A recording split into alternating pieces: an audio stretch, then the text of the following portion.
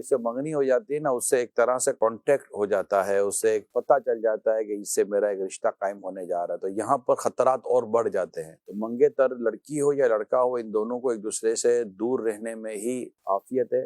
یہ دونوں اصولاً اجنبی ہی ہیں، ابھی تک نکاح نہیں ہوا ہے، یہ ایسے ہی اجنبی جیسے کہ عام طور پر اجنبی ہوتے ہیں۔ بڑوں میں بات ہو جاتی ہے کہ ٹھیک ہے آپ کی لڑکی اور میرا لڑکا، اب یہ جو ہمارے طرح طرح کے جو رسم و رواج اور صورتیں چل رہی ہوتی ہیں، دونوں کو بٹھاتے ہیں، انگوٹھیاں پہناتے ہیں، تو یہ دونوں کو ایک ساتھ بیٹھنا یہ بھی ناجائز، ایک دوسرے کو انگوٹھی پہنانا یہ بھی ناجائز، اور اس طرح کی اور گناہوں بری تقریبات بھی ہوتی ہیں۔ تو یہ سب اس کی شریعت نے اجازت نہیں دی ہے، بلکہ میں یہی عرض کروں گا کہ اگر کہیں بات پکی ہو گئی ہے آپ کی، یا آپ لڑکے ہیں یا آپ لڑکی ہیں، تو میری تو یہ درخواست ہے کہ اس میں زیادہ احتیاط کیجیے، دور رہیے، شادی کا انتظار کیجیے، نکاح ہو جائے، شادی ہو جائے، اللہ پاک خیر کرے، رخصتی ہو جائے، پھر آپ دونوں کی زندگی گزارنی ہے۔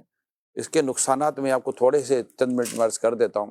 بعض اوقات ہمارے یہاں والدین خود منگیتر کے ساتھ اپنی بیٹی کو بھیج دیتے ہیں، کبھی ایسا مت، یہ بہت بڑی بھول کر رہے ہیں آپ، کیونکہ آپ اگر حالات کا جائزہ لیں گے تو منگنیاں بہت ٹوٹتی ہیں۔ جی ہاں، منگنیاں بہت نہیں بھی ہیں تو منگنیاں ٹھیک ٹھاک ٹوٹ رہی ہوتی ہیں۔ اب یہ منگنی جب ٹوٹتی ہے تو نہ جانے بیٹی نے ایسی کیا چیزیں اس کے ساتھ شیئر کر لی، اس نے کیا شیئر کر لیا، کچھ نہیں پتا ہوتا۔ تو ایک تو یہ بڑے خطرے کی بات ہے، اور پھر دونوں کو کلوز ہونا، یہ زیادہ اس کے امکانات موجود ہوتے ہیں۔ تو ایک تو اس کی ہرگز آپ اجازت نہ دیں، اور صبر سے کام لیں، دونوں کو دور رکھیں، ٹیلی فون پہ بھی رابطہ نہ رکھیں، بالکل نہ رکھیں ٹیلی فون پہ بھی رابطہ۔ ایک اور سائیڈ ایفیکٹ، منگنی ہو جانے کے بعد جب آپس میں گفتگو ہوتی ہے نا، تو گفتگو میں بعض اوقات اونچ نیچ ہو جاتی ہے، ناراضگی ہو جاتی ہے۔ جب ناراضگی ہو جاتی ہے تو ماحول خراب ہو جاتا ہے، اس کا اثر آپ کی شادی اور آپ کے آگے کے رشتے پہ پڑتا ہے۔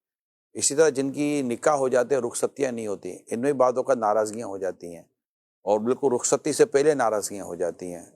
تو یہ ساری چیزیں جو ہے نا، یہ اس کو ہر عقل مند آدمی اپنے طور پہ دیکھے اور شریعت مطہرہ پر عمل کرے، دور رہیں، کیپ ڈسٹینس۔